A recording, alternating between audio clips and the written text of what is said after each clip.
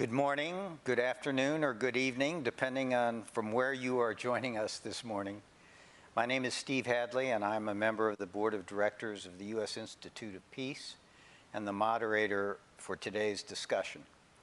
USIP is pleased to have with us today Tom West, the United States Special Representative for Afghanistan, for an hour-long discussion on U.S. engagement with Afghanistan.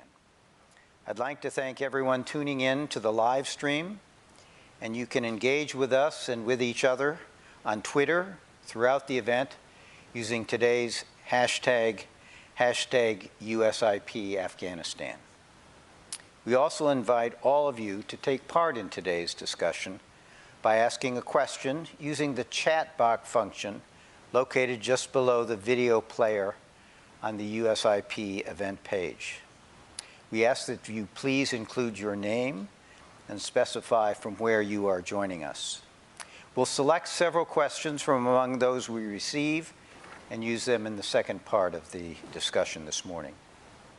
As many of you know, USIP was founded by the U.S. Congress over 35 years ago as an independent, nonpartisan national institute with the goal of preventing, mitigating, and resolving violent conflict.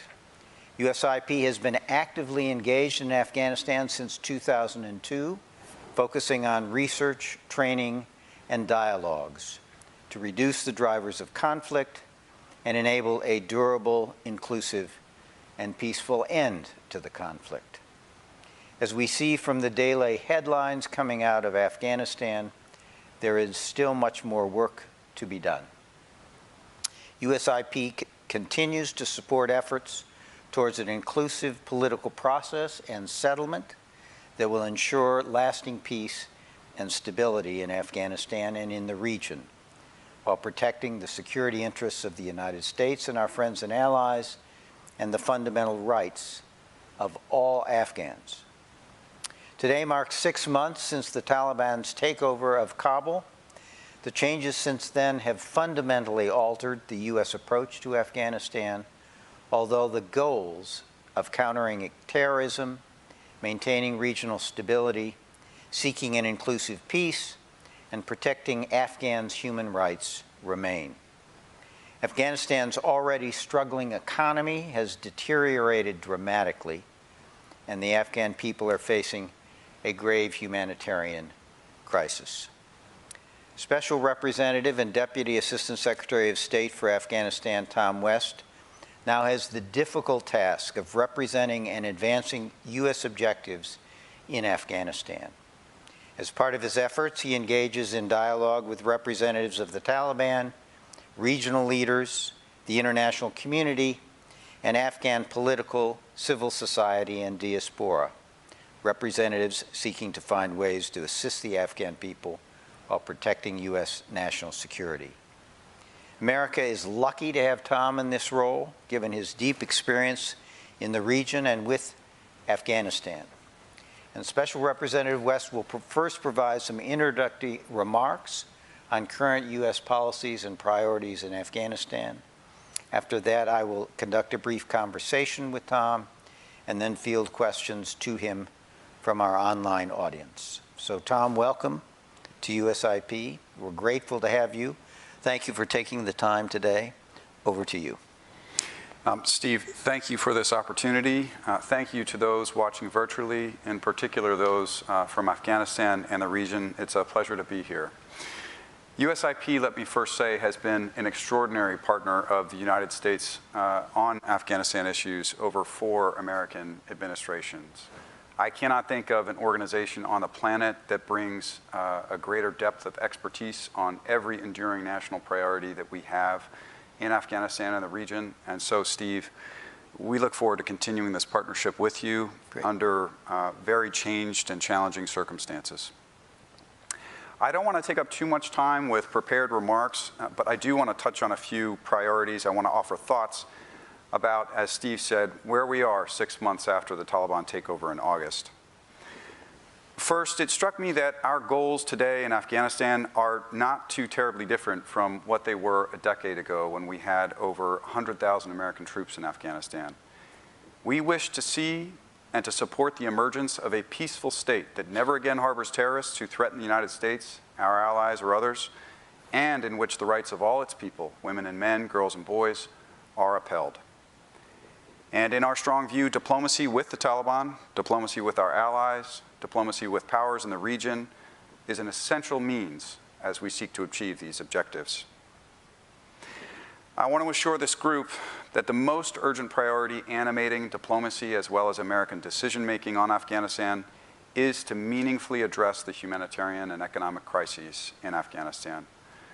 I think we could spend a lot of time examining the causes of the current humanitarian and economic collapse.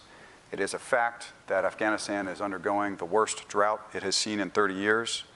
It's a fact that Afghanistan is continuing to suffer from the COVID-19 pandemic, that the economy has enduring structural weaknesses that we grappled with during the time of the Republic as well. But too many Afghans are starving today. Too many Afghans are cold this winter. We must all act faster. That goes for the United States, that goes for our allies, that goes for partners in the region, and that goes for the Taliban as well. The United States is the leading humanitarian assistance donor. We contributed over $500 million between August and December last year. We've pledged already $308 million as a means to begin to meet the $4.4 billion appeal that Martin Griffiths announced last year. We welcomed very much Pakistan's hosting of an OIC Extraordinary Ministerial in December, and we hope that the establishment of a trust fund led by the Islamic Development Bank will result in pledges that help to meet that $4.4 billion appeal. I want to say that humanitarian aid worker access across Afghanistan today is better than it has been in over a decade. And this is a continuing report that we have directly from implementers on the ground.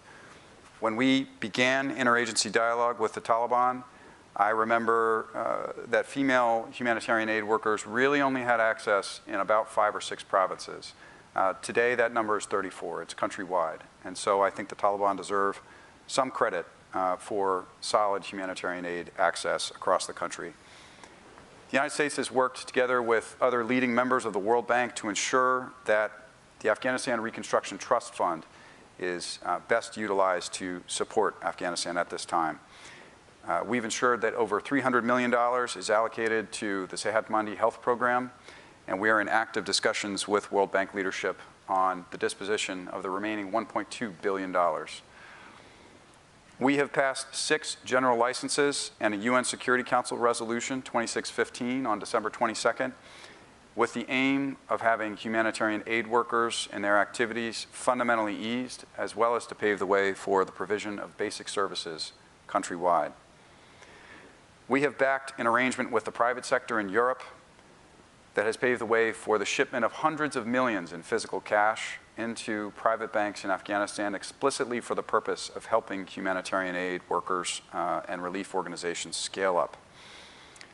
We are also closely tracking talks between the World Bank, the UN, and private sector actors regarding the establishment of a humanitarian exchange facility that we hope will also contribute to addressing deep and concerning liquidity shortages in the economy.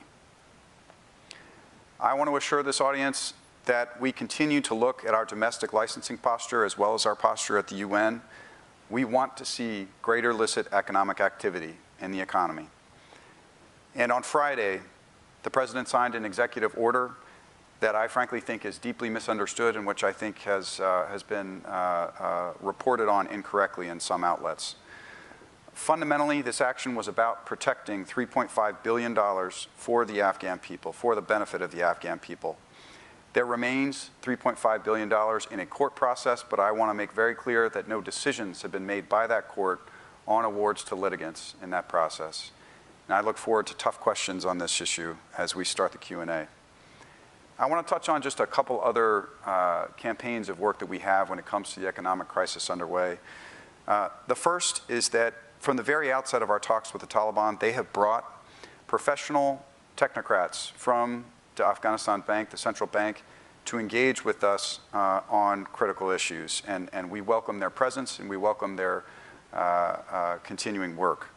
A range of senior technocrats left Kabul from that central bank after the events of August, and we saw certain functions atrophy or altogether disappear. But rather than simply admire the problem, we have engaged in a professional dialogue with these technocrats and with the Taliban leadership over steps that they can take to enhance functionality, to bring in third-party contractors to both audit as well as deliver capacity building assistance, and also to enhance the central bank's independence. And so that's an ongoing discussion.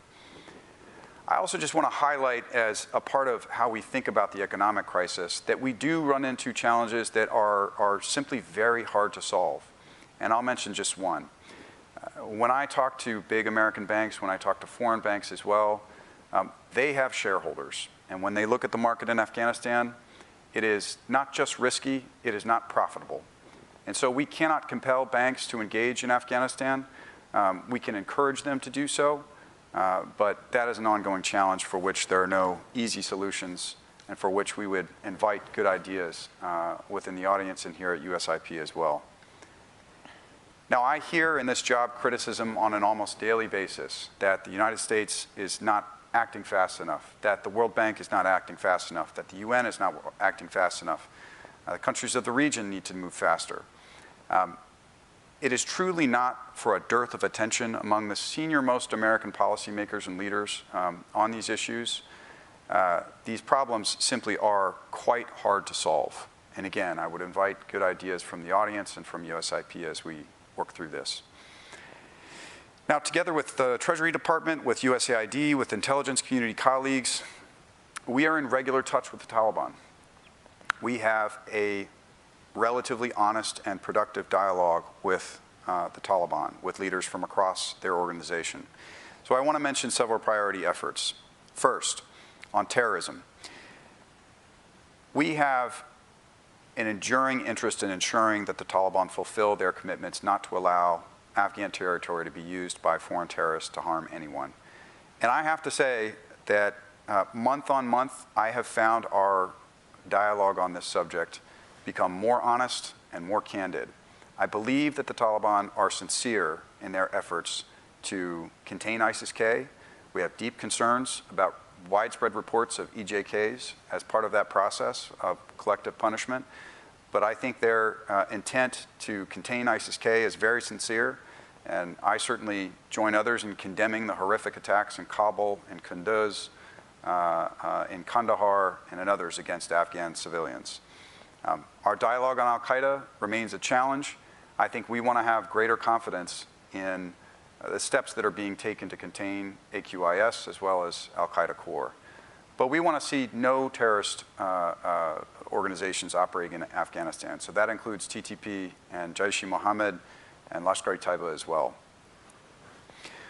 On the education of women and girls, Steve, I have to say that among the Taliban's first requests of us in October was this: help put our civil servants back to work, 500,000 strong.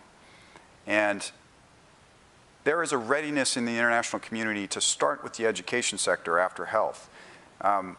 We applaud very much the steps forward that the EU and Germany have taken in pledging assistance.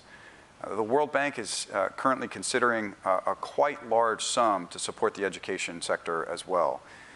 We've seen positive statements from Taliban leaders about a readiness to see the enrollment of women and girls at all levels across large swaths of the country after Nowruz. At this point, statements are not enough. We want to examine the situation after Nowruz, but again, I repeat that I detect a real readiness within the international community to support the education sector.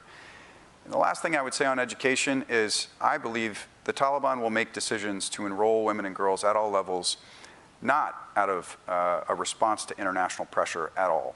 I think this is a genuine domestic Afghan demand and a basic human right that we hear from across the country. On human rights, our dialogue is blunt and two-way.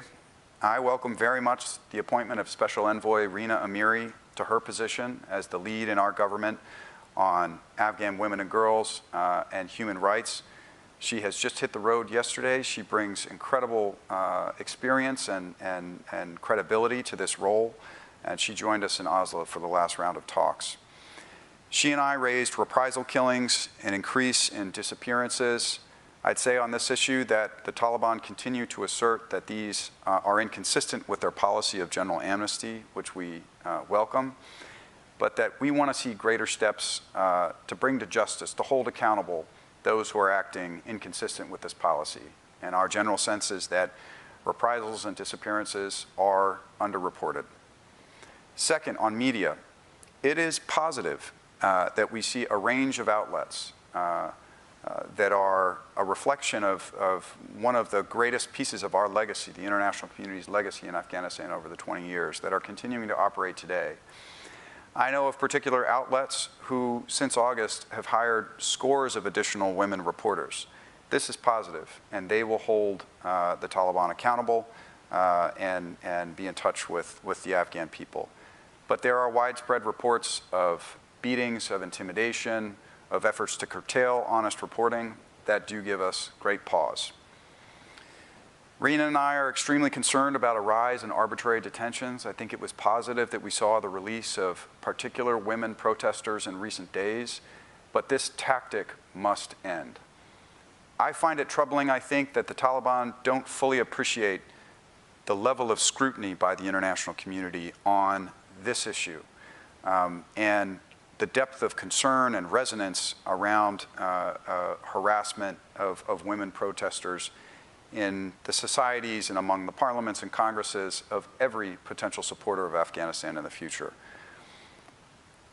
I want to raise just one final issue before we turn to Q&A, and that is that I find an encouraging and significant consensus within the international community, both between the West as well as the major powers of the region, to see the richness of Afghan society reflected in Afghans' leadership. It's our collective view that that is not the case today. And I'll give you the example that obviously we have a lot of disagreements with Iran and Russia, but I think in Iran and Russia's public statements and in my knowledge of their diplomatic engagement as well, this is a consistent call by them here to see the richness of Afghan society reflected in leadership, and Afghans are calling for national dialogue.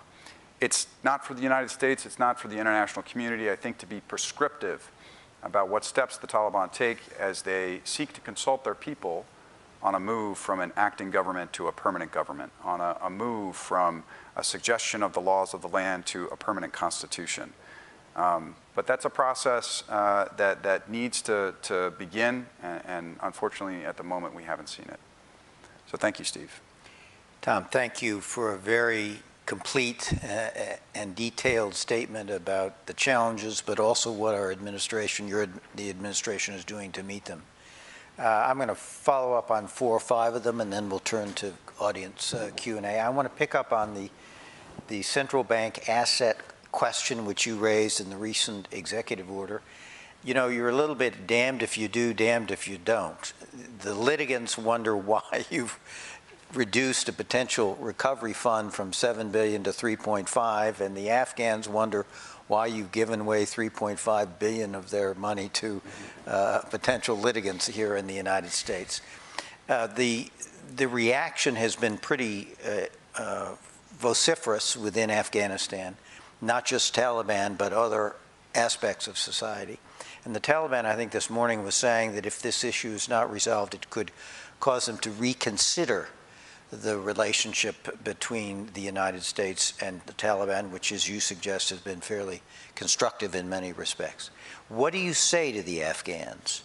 And do you think you can reassure them to the point where this doesn't get in the way of cooperation in other areas, such as you mentioned in your opening statement?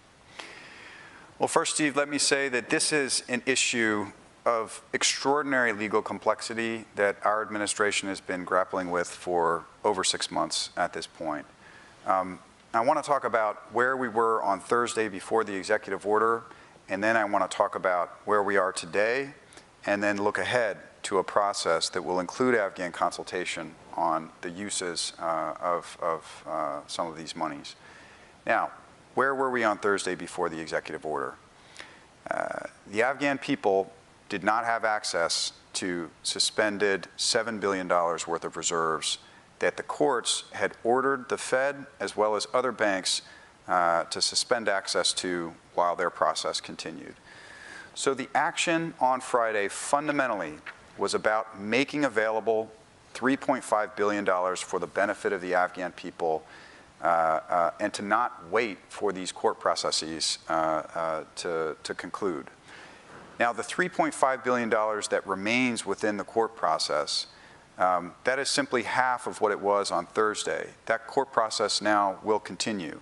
And we haven't said, as an administration, we haven't prejudged what conclusions the court and the juries will come to on whether or not to award some or none or all of that $3.5 billion to litigants, to victims of terrorism. That is a court process. You know that our system involves 3 branches of government that are separate. We cannot compel the courts to act in any particular way.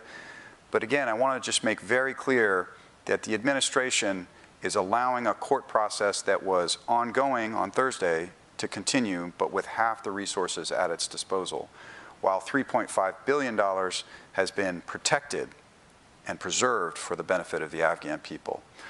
Now, I know in some of our rollout on Friday and Saturday that there's been discussion of a temporary finance mechanism.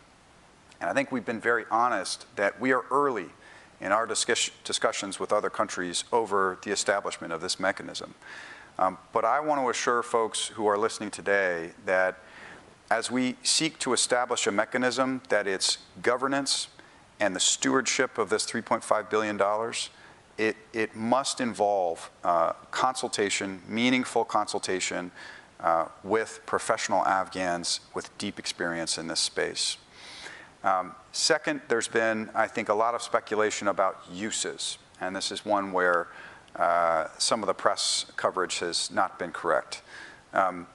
We have not made a judgment that all $3.5 billion of these dollars will be channeled through the United Nations and spent on humanitarian assistance. In fact, as I have spoken with economists, as well as Afghans who've been leaders of the central bank, who've been leaders of the finance ministry over the past several weeks, the consistent opinion that I hear is that it would be not a good use of these resources to channel them through the United Nations and for humanitarian assistance. Rather, this $3.5 billion represents the potential recapitalization of a future central bank that is recognized and a future recapitalization of a financial system. So again, we are early in our discussions with other countries around the establishment of a temporary finance mechanism, and I just want to assure everyone listening here that there will be professional Afghans involved in this process as we move ahead. So this is going to be not a U.S. diktat, but this is going to be an Afghan decision. Others will participate, but it will be, in the end of the day, an Afghan decision about how these funds will be used? I think there will be Afghans absolutely involved in this decision. I don't want to pretend that it will be solely an Afghan decision. Right. And when I say Afghan, I do not mean the Taliban, to be very clear. I mean professional Afghans with deep experience in this space. Great. I'm going to jump around a bit if I can. I want to ask you a little bit about civil society and its current status in Afghanistan. Obviously, before the Taliban takeover, there were hundreds of U.S. programs funding Afghan media, civil society organizations. Since the Taliban takeover, most of that funding has, of course, been stopped or diverted to humanitarian assistance and basic health and education services, which is wholly appropriate. But what is the United States now doing, and what can it do to continue to support Afghan civil society as a voice for those who favor an inclusive society and are not really represented by the current configuration of the Taliban regime? Steve, thank you. Before I answer your question on what the United States can do, let me commend Norway's initiative on the 24th and 25th to host a dialogue that 14 courageous members of civil society attended. Let me welcome the Taliban's honest and open engagement with that group. I think what you saw were assembled in Oslo a group of journalists, of former public servants, heads of private sector entities, as well as women's rights activists who put their differences aside and came together, organized cogently, and delivered a unified message to the Taliban that they want to see women and girls' rights protected, that they want to see space for media and journalists to do their work freely, that they want to see freedom of expression protected, that they want to see a national political process unfold. Now that is a dialogue that we very much hope will continue. We hope that it takes place inside of Afghanistan. I think it's unfortunate that this meeting took place in some ways outside of Afghanistan when a lot of these figures, a lot of these leaders continue to live in Afghanistan today.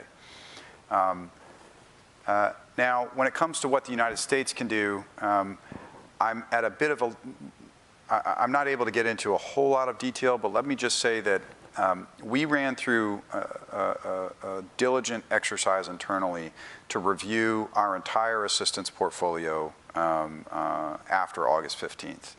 And we greenlit a wide range of programs that today continue to support civil society actors for precisely the reasons that you outlined. Now, that support will continue, and as you say, I think we will need to consult with the Congress regarding an enduring commitment to civil society actors who, as I said at the outset, represent some of the best of our legacy. Thank you for that. Let me ask you a little bit about counterterrorism commitments.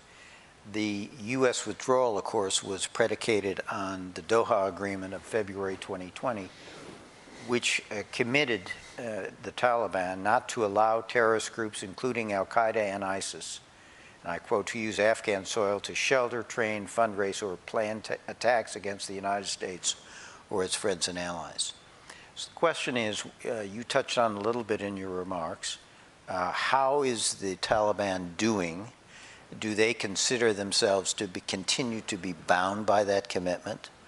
How would you rate their progress in making good on that commitment?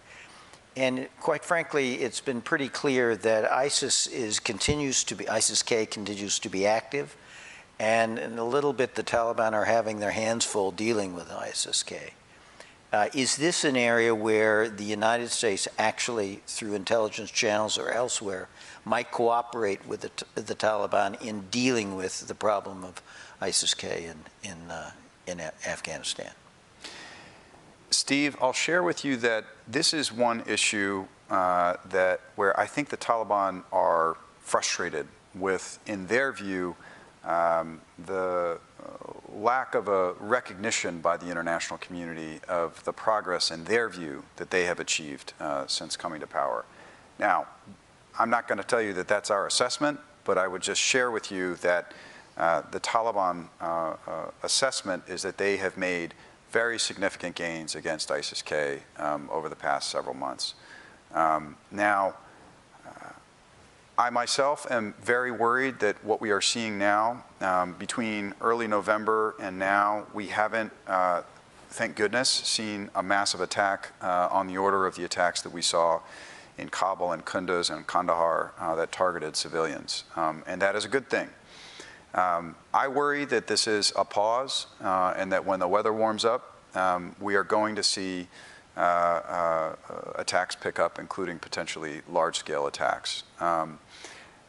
But when it comes to ISIS-K, I truly believe it's not a matter of capability, it's a matter of will, or sorry, it's not a matter of will, it's a matter of capability when it comes to the fulsomeness and effectiveness of their response.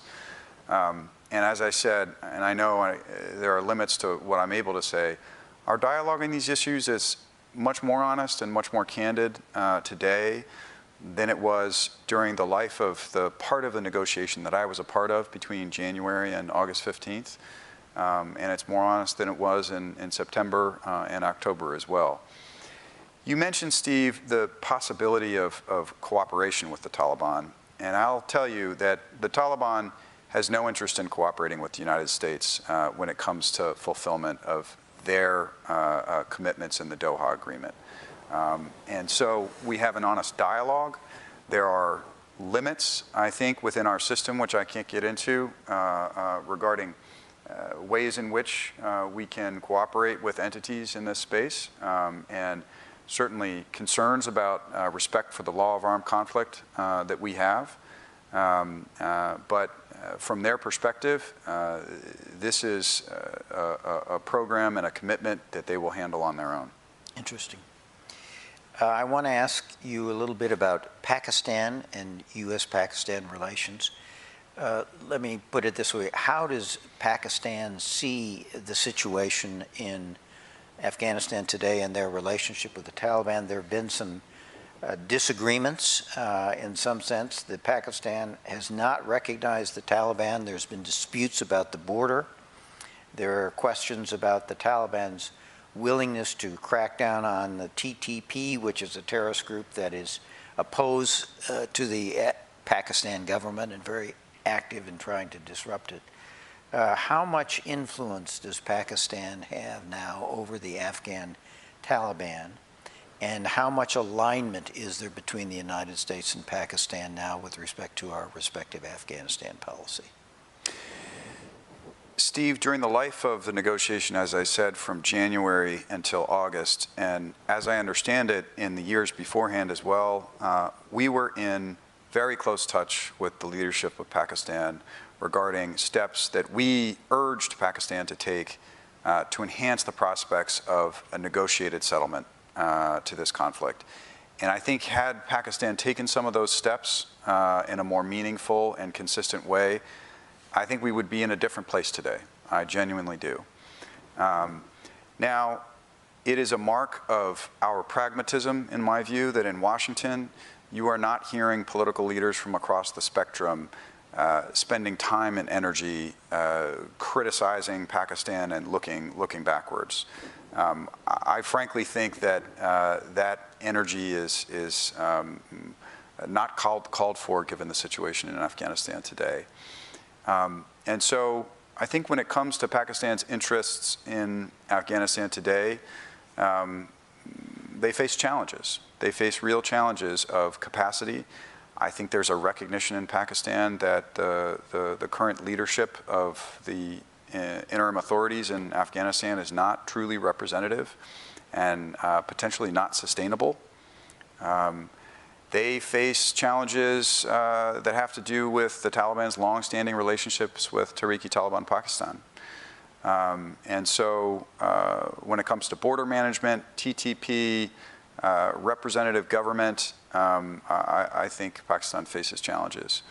I will say just in recent weeks, we saw significant visits, including by the National Security Advisor to Kabul. I think that within the leadership of the Pakistani both security and civilian establishment, that they share many of our priorities. It's always a question of what kind of leverage they're willing to use in order to see those priorities advanced. Lastly, I'd say that I have productive and good and honest relationships, I think, with Pakistani leaders, and they have a huge amount of expertise in their system on these matters, and I think we don't have a choice but to work with Pakistan on the way ahead. I want to ask you a little bit of an indelicate question. You have said some positive things about cooperation with the Taliban at this point, but the history of the Taliban, both through the conflict and during the time when they were in power, is a pretty grisly history. And the question is really, is there a viable opposition within Afghanistan to the Taliban at the present time? And should we, as a matter of policy, be encouraging that opposition to the Taliban? Or do we really accept this as a sort of fait accompli? What's our policy on this question about opposition to the Taliban? What we want to see, Steve, is the emergence of a stable and sustainable political dispensation via peaceful means. Now, I'll give you the example of the 14 civil society who showed up in Oslo. They told me that they are among Afghans who believe that the better way forward at the moment is to work with and seek to shape Taliban policies. That is the view of the United States today as well. So we are not supporting organized armed opposition to the Taliban. and we would discourage other powers from doing so as well. I would also tell you, though, that I worry, as any student of Afghanistan and of history would, that there is a window where Afghans will make their own decisions, where powers in the regions will make their own decisions to begin supporting armed opposition in a fundamentally more stepped up way. I'm not going to venture a guess on when that window closes, but I worry that the Taliban do not share a sense of great urgency around these questions. I worry that they're making the same mistake that Burhanuddin Rabbani made in 1992. They're making the same mistake that they made when they came to power between 96 and 98. Frankly, Steve, they're making the same mistake that the United States made in the early 2000s, not to reconcile when we had a chance with the Taliban in the early 2000s, to allow them to return to Afghanistan and live in a dignified manner. But again, they are making the same mistake today, and we do want to see genuine, meaningful outreach and inclusion of Afghanistan's rich society when it comes to movement to a permanent government. I'm going to ask you one question, and then we'll go to questions from the audience, and it's what you just talked about, the regional consensus at this point. There seems to be a consensus to not recognize the Taliban at this point and to demand that it demonstrate greater respect for human rights, respect for women's rights, and establish, as you said, a more inclusive government that reflects all aspects of Taliban, of Afghan society. How durable is that consensus? And how long will it last? And at what point, as you suggested, do the centripetal forces in the region begin to reemerge and outside powers start picking champions within Afghan society and make it more difficult to achieve the kind of outcome you described? Our diplomacy with the powers of the region is incredibly important. So there has been an expanded Troika format in operation for years at this point that includes the United States, Russia, China, and Pakistan. Iran is an important power in the region, and so is India. These countries all have a vote on the way ahead. And as you say, I find so far an encouraging degree of unity when it comes to holding on recognition for more meaningful steps toward respect for the rights of all Afghans, for a move toward a more representative government, toward responsible stewardship of the economy.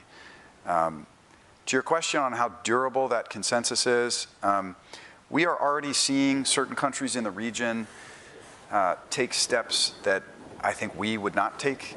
For instance, having Taliban diplomats serve in their capitals and at their consulates, that's not a step we would take by any stretch of the imagination. But on the whole, I do find a pretty strong degree of consensus. And the Troika Plus is a format that we do find viable and valuable, and one in which we intend to continue to invest. Let me ask you some now questions from the audience. One comes from Zila Nouri for Voice of America. Has President Biden's decision to unfreeze the Afghan foreign assets paved the path for Taliban recognition? How far are the Taliban from being recognized by the United States and the rest of the world? You touched on this. Is there something more you want to say on this subject?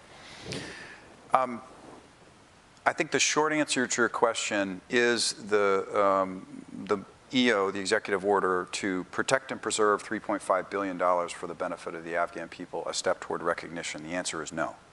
The intent of that move is really to protect and preserve these assets, and I talked a lot about their potential uses in the future.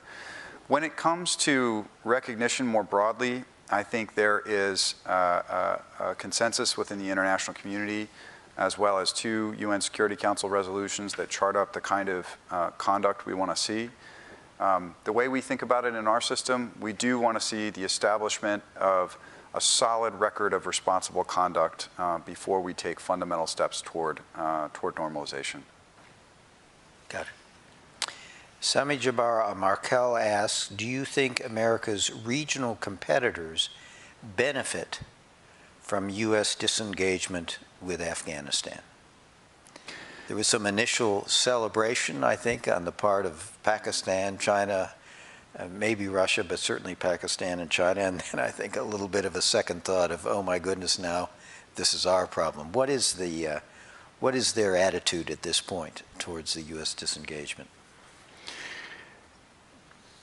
I think they do not benefit from American fundamental disengagement from the region. I think now look, we can't call Afghanistan over the past 20 years basically stable. I think that's an unfair characterization. But today, is there a real possibility of seeing refugee outflows in the coming months in the hundreds of thousands or more? Yes, I think that is a worrying possibility. Is there a danger of seeing an even greater uptick in the movement of narcotics outside of Afghanistan into neighboring countries? Yes, I think there is. Is there a concern, as we said, about not the will, but the capability of the Taliban to contain terrorists who may wish neighbors harm? Yes, I think there are. And so for those reasons, if I were neighbors, I might worry about American disengagement. This is a question from Naseed Hajari of Bloomberg. What else can we do to revive the Afghan private sector? Fear of sanction appears to be scaring foreign banks away from doing business with any counterparties in Afghanistan. How can the U.S. alleviate that fear? It's an issue you touched on a little bit of it. How do we incentivize the private sector to engage in what is certainly an uncertain economic and political situation in Afghanistan? You know, I suspect that the Afghan private sector is in close touch with the Taliban. I suspect that they are in close touch with central bank authorities as well. But I'd say that I hope that engagement is robust and continues. We may consider steps that would signal a support for greater activity in the economy, greater illicit commercial and private activity. And so that's certainly something we're continuing to deliberate on. But as for the role of the Afghan private sector, be in touch with the central bank and make clear that you have a strong demand signal from the United States for that institution's professionalization, as well as steps to make it more independent. This is a question from Jennifer Hansler of CNN. I'm curious how many Afghan allies, SIV applicants and others, has the U.S. gotten out since the U.S. withdrawal? And what are you telling desperate Afghans who want to leave the country still? And how many SIV applicants remain in Afghanistan? You might explain what SIV is to the audience. Sure, and SIV is a special immigrant visa. So I have to say, I am not meaning to pass the buck on this one, but there is a whole office at the State Department led by my very capable colleague, Ambassador Beth Jones, called CARE, which is chiefly in charge of the entire effort both to support the continuing departure from Afghanistan of SIVs, of American citizens, of LPRs, as well as the diligent movement of Afghans who are on lily pads abroad into the United States, and then their resettlement together with DHS.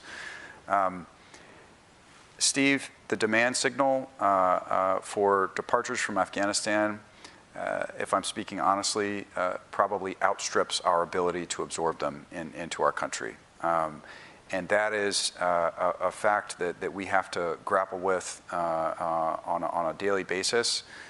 It's something that I know members of Congress are grappling with as well as constituents reach out to them looking for support. We've certainly had to prioritize American citizens, LPRs, green card holders, and SIVs. And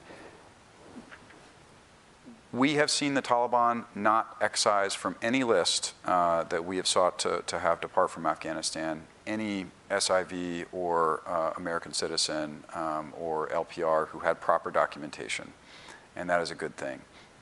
It's just a question of our absorptive capacity and demand from the ground. I'm in touch with Afghans on a daily basis who do fear the situation, as well as coming to harm at the hands of the Taliban, and there are no easy answers to those questions. You were very eloquent about the status of women and the need for the detention, arbitrary detention of women to end. The disappearance of women needs to end. The Taliban have talked about they will allow women's education to resume at all levels. The question really is, will it happen, and how do we ensure that it happens? And I would say there's a question really about how we will know whether it is happening or not. Right. Because many of our international partners, as well as the United States, don't have active missions in Kabul. There's been a shrinking of media space, of civil society space. We know a lot less about what's going on in Afghanistan now than we did before. So the question is, how will we know whether these commitments are in fact being carried out throughout the country? And what do we do to enhance our ability to monitor what's going on? And then what do we do to hold the Taliban accountable for performing on their statements in these two areas? So on the first question, Steve, it's something we grapple with on an almost daily basis. To go from a situation where we had a very large embassy, one of the largest in the country, a terrific and courageous and knowledgeable local staff across the country, to a situation where we do not have those assets in place. And so you're right. I think we have fundamentally lost a finger touch feel for what's happening in Afghanistan. I found it encouraging that the Taliban have said they will support an independent verification mechanism when it comes to whether or not women and girls are enrolled at all levels across the country. I think the role of the special rapporteur, a decision on that position, I think will be made within the UN in March. That person's role, how that person is staffed, will be very, very important. And I think UNAMA's mandate is critical in this regard too. I think UNAMA's mandate needs to remain dual. It must have both a political and governance component as well as a humanitarian component. But monitoring and verification will be essential in this regard as well. And what kind of leverage do we have realistically over the Taliban if they don't perform? Well, I'll give you the example of education. Right now, we don't have terrific data on enrollment, and I think we probably won't for a period of months. But if it becomes clear, and this is just one example I'll cite to you, if it becomes clear that judging on the basis of data from 2019 regarding enrollment of women and girls countrywide, if it becomes clear that we've seen just a dramatic turn backwards in certain parts of the country where during the Republic's time, women and girls were in school at all levels, then I think we have to think about consequences. I think we have to think about suspension of stipends, suspension of support for that sector, and see if that doesn't encourage the right kind of policy and the right kind of conduct. I mean, when it comes to respect for women and girls' rights, arbitrary detentions, ceasing, and so forth, I do think that public pressure is important. I do think the Taliban are mindful of their reputation internationally. And I do think there's a variation within the Taliban on these issues. I don't want to go into too much detail about that, but we have forced a conversation within the Taliban between those who don't support these moves and those who do. And we have to see the continuation of that conversation spurred not just by the United States or our allies, but also by the region. What are the prospects for internal pressure? There were some demonstrations, small to be sure, in support of women's rights. The disappearances, the detentions you talked about really have snuffed that out. How much space is there for internal pressure on the Taliban at this point? I think internal pressure can take a lot of forms. So from my time in Kunar, which admittedly was a long time ago in very different circumstances, when a local community did not like how a particular policy was being unveiled,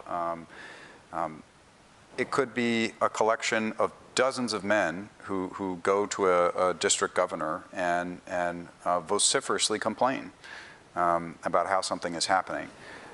So I wouldn't say that public protests by women are the only form of potential internal pressure. I think that elders from across Afghanistan, women and men, are exerting pressure. But to your point on space, we are continuing to assess the degree to which that space really does exist. This is a question from Sue Sawowski. She asks, with the current difficulty getting humanitarian funds into Afghanistan, how will the Biden administration increase that funding? And what are the biggest obstacles to increasing that funding? And what are the targeted solutions? When it comes to humanitarian aid? Yes, humanitarian funds. I think funds for humanitarian assistance into the country. So right now, as far as I know, we do not face a big challenge. And I take my cues from the United Nations and from ICRC and IRC and Norwegian Refugee Council and other organizations. I don't think we face a big hurdle when it comes to getting funds into the country explicitly for humanitarian use. I think the problem is that a purely humanitarian response to what is unfolding is deeply insufficient. And so the bigger challenge is greater liquidity within the economy writ large. And there you need to see a restoration of professional and independent central bank functions. And we also need to see the introduction of new Afghan currency, which we support by Polish and French manufacturers. That, I think, is the bigger challenge. Certainly humanitarian assistance, then getting the financial system up and running. But at some point, to be sustainable, the economy needs to get back in operation. The private sector needs to get back in operation. The agricultural sector needs to get back in operation.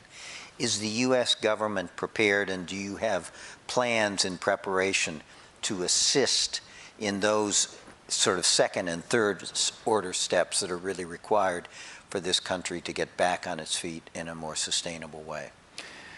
To be honest with you, Steve, at this stage, we are not planning, I don't want to mislead you, we're not planning for a major bilateral program of development assistance, for instance. I think this question of how the international community supports a smaller but still sustainable Afghan economy that sees Afghans stay in Afghanistan is an enormous challenge that deserves our attention.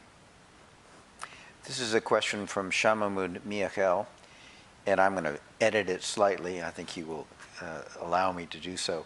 For the Taliban to have national and international legitimacy, they need to have a roadmap for governance, and I think he means the kind of inclusive governance you've been talking about. At what point will the U.S. continue to engage with the Taliban without domestic legitimacy and without their having come up with that kind of roadmap? At what point do we say, you know, they have not kept faith with what we believe is required for a really sustainable, peaceful Afghanistan? Sure. Perhaps change our policy. So I think what the honorable minister is asking is is there a point at which the United States decides to stop engaging the Taliban? Among the criteria in his contention would be whether they've pursued a national political process.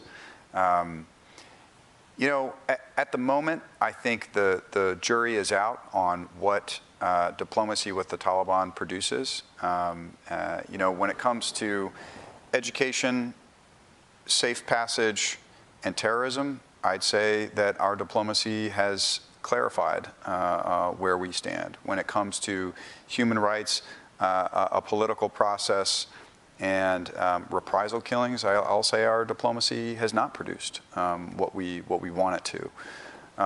But as for a particular moment in time when we will decide not to engage the Taliban anymore, I don't think we will reach that conclusion in the coming weeks or months. I have two questions, and then we'll call it a day. This one, you've been across the table from the Taliban when they were in insurgency, and now as de facto rulers of Afghanistan. Are there changes in Taliban positions before and after the takeover? And what does that tell you about how they will rule going forward? I think that the substance of what we discussed before the takeover and after the takeover have changed, and they have had to change because of the situation in the country. So, you know, we did not have a significant dialogue ongoing with the Taliban regarding humanitarian relief. We did not have before August 15th. We were not discussing central bank functionality. And it has been positive that they have brought professionals to the table on that subject. On some issues, worryingly, their positions have remained obdurate. And I think particularly on the question of representative government and inclusivity, there has been a troubling commonality between August 15th and after. I'll say that when it comes to women's rights, again, without going into too much detail, I detect a true variation in positions among and within the Taliban. That was true before August 15th, and it's true today. Last question. The UN has become a primary provider of humanitarian assistance, and the UN assistance mission in Afghanistan has a robust political mission on the ground in Kabul that includes monitoring of human rights. So for a lot of things we've been talking about, they seem to have a central role. Their mandate is up for renewal in March. Do you expect obstacles at the UN to the renewing of UNAMA's current mandate? When it comes to big UN missions in countries that are either post-conflict or in ongoing conflict, I think there are very often disagreements among Security Council members, among those with influence on these questions. So do I expect there to be disagreement? I expect there to be a very healthy debate. I think it's in all of our collective interests to see the UN continue to play a very robust role, both on professional questions of governance, as well as on monitoring and humanitarian response. And so there will be a healthy debate, but I hope that's where we land. Great. We are about out of time. I just want to thank you, Tom, for being with us today and giving us time. You have a big responsibility. There's a lot on your shoulders, and we're glad that you're in that position. So I want to thank you for being with us. I want to thank our audience for participating today. And this concludes our program. Thanks so much. Thank you, Steve. Thank you.